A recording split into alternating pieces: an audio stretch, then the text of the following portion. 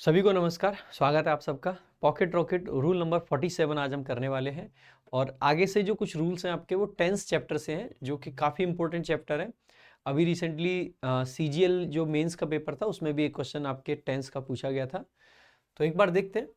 और पहला जो आपका पॉइंट इसमें आएगा वो है प्रेजेंट इंडेफिनिट टेंस का। प्रेजेंट इंडेफिनिट टेंस क्या होता है? सबसे पहले हम जब भी किसी चीज़ को कोई फैक्ट के रूप में देखते हैं, कोई ऐसी चीज़ जो बार बार होती है, रेगुलर एक्शंस आपके हो गए, हैबिट किसी की हो गई, यूनिवर्सल ट्रूथ हो गए, जितने भी फैक्ट हैं साइंटिफिक फैक्ट वो हो गए, इन सबको हम किस में दिखाते हैं? प्रेजेंट के इंडेफिनिट टेंस में दिखाते हैं। प्रेजेंट इंडेफिनिट टेंस बनाने के लिए जो हमारे पास में स्ट्रक्चर होता है वो ये होता है कि सब्जेक्ट आएगा, V1 आएगी इसके साथ में, या V1 के साथ में एस या ES भी आ सकता है। अब V1 के साथ में एस या ES हम तब लगाते हैं जब सब्जेक्ट सिंगुलर हो, और अकेला V1 हम तब लिखते हैं जब आपका सब्जेक्ट प्लूरल हो। जब नेगेटिव हमें बनाना होता है तो क्योंकि नॉट की रिक्वायरमेंट होती है कि नॉट को हेल्पिंग वर्ब के बाद लिखते हैं और मेन वर्ब के पहले लिखते हैं। मेन वर्ब हमारे पास में ऑलरेडी है जो कि V1 या V1 में एस या ES है, तो हमें हेल्पिंग वर्ब की जरूरत पड़ेगी, तो डू डज के रूप में हम हेल्पिंग वर्ब का प्रयोग कर लेते हैं। तो पहले सब्जेक्ट आता है, फिर डू या डज आ जाएगा। सब्जेक्ट सिंगुलर है तो डज, और सब्जेक्ट प्लूरल है तो आपका डू आ जाता है। अगर मतलब फिर नॉट आ जाएगा और उसके बाद में V1 आएगा। ध्यान देंगे क्योंकि हम ऑलरेडी सिंगुलर प्लूरल यहाँ डिसाइड कर चुके हैं, तो दोबारा से सिंगुलर प्लूरल देखने की जरूरत नहीं है। तो सिंपल V1 आता है, यहाँ पे डज मतलब V1 में ऐसे ES आप नहीं लगा सकते हैं। इसके बाद में अगर क्वेश्चन होते हैं तो क्वेश्चन में क्या होता है? हेल्पिंग वर्ब पहले चली जाती है, फिर सब्जेक्ट आता है, फिर main verb. So do does जो है वो पहले चला जाएगा, फिर सब्जेक्ट है। अगर नॉट है तो नॉट लिख देंगे, नॉट नहीं है तो आगे फिर सीधा क्या लिख देंगे? V1। अगर कोई WH वर्ड आ जाता है तो सबसे पहले वही लिखा जाएगा, यानी क्वेश्चन वर्ड। फिर उसके बाद में ये हेल्पिंग वर्ब है डू डज, उसके बाद सब्जेक्ट है, अगर नॉट है तो नॉट, नहीं तो फिर वर्ब की फर्स्ट फॉर्म, लास्ट में क्वेश्चन मार्क आपका आता ही है। इसको क्यों और कब यूज किया जाता है तो कीवर्ड्स याद रख लेंगे जो कि अक्सर पूछे जाते हैं।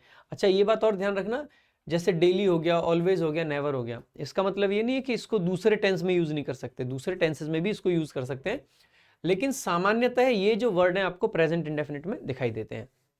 जैसे डेली यानी कि प्रतिदिन, ऑलवेज, नेवर, सेल्डम, सेल्डम यानी कि लगभग ना के बराबर, whenever, often, sometimes, occasionally, rarely, every day, every week, every month, etc.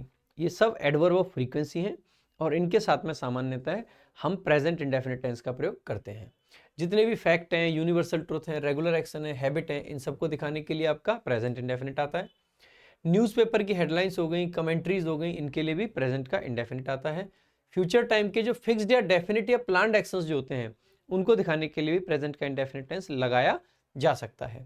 Common mistakes क्या याद रखनी है आपको? आई, वी, यू और दे, या फिर कोई भी प्लूरल सब्जेक्ट हो, इनके साथ या तो V1 आएगा, अगर हेल्पिंग वर्ब आएगी तो डू का प्रयोग करेंगे। ही, सी, इट और बाकी के सिंगुलर सब्जेक्ट जो होते हैं इनके साथ में V1 आएगा तो V1 में एस लगाएंगे, एस या ES, और नहीं तो फिर डज का प्रयोग करते हैं। ठीक है, इसके अलावा अगर सेंटेंस में डू डज दे रखा है तो इसके बाद में वर्ब में एस या ES नहीं लगाया जाता है। ठीक है, एक बार देखेंगे आपके सामने ये दो एग्जाम्पल हैं। Radhika live in Delhi. राधिका क्या है? एक लड़की का नाम है। अगर एक लड़की का नाम है तो सिर्फ V1 नहीं आएगा, V1 में एस या ES हमें लगाना होता है, तो Radhika lives in Delhi. Does she lives in Delhi? अगर देखो डज हमने पहले यूज कर लिया है तो इसके बाद में लिव्स का नहीं, किसका प्रयोग होगा? लिव। फिर वर्ब का प्रयोग होगा, ऐसे ES वहां पे फिर नहीं लगाते हैं। ठीक है, इस पर प्रीवियस ईयर में कैसे क्वेश्चंस पूछे गए हैं? So while driving, Seethes always switches off his mobile phone and kept in the dashboard. अब जैसे ही देखोगे ना, वाइल ड्राइविंग, ड्राइविंग करते टाइम, सीथेस ऑलवेज यानी कि हमेशा, ऑलवेज को देख के समझ आ जाएगा प्रेजेंट इंडेफिनिट आएगा। स्विचेस ऑफ, तो सीथेस सिंगुलर सब्जेक्ट है तो सिंगुलर वर्ब आगे, स्विचेस ऑफ, स्विच ऑफ कर लेता है क्या? His mobile phone. And kept, अब देखो सीथेस सब्जेक्ट है तो कैप्ट नहीं आएगा, प्रेजेंट इंडेफिनिट टेंस चल रहा है, तो हमें क्या लिखना चाहिए? वर्ब की फर्स्ट फॉर्म में एस या ES लगा के, तो कीप्स हमें लिखना पड़ेगा, and keeps it in the dashboard. Next देखेंगे अगला, A child learnt the basics of his mother tongue mainly from his interactions with the mother. अब देखो यहाँ पे learnt लिख रखा है यानी कि V2 यानी कि पास्ट का इंडेफिनिट। क्या ये पास्ट की बात है या एक जनरल फैक्ट है? ये भाई ये तो फैक्ट है। एक बच्चा जो भी अपनी बेसिक्स होते हैं मदर टंग के, वो किससे सीखता है? अपनी माँ से बातें करके। वो तो आज भी सीखता है, आज भी सीखता है, तो एक जनरल फैक्ट है। अगर ये जनरल फैक्ट है तो पास्ट नहीं, यहाँ पे प्रेजेंट इंडेफिनिट आएगा, तो लर्न्स का यूज हमें करना पड़ेगा।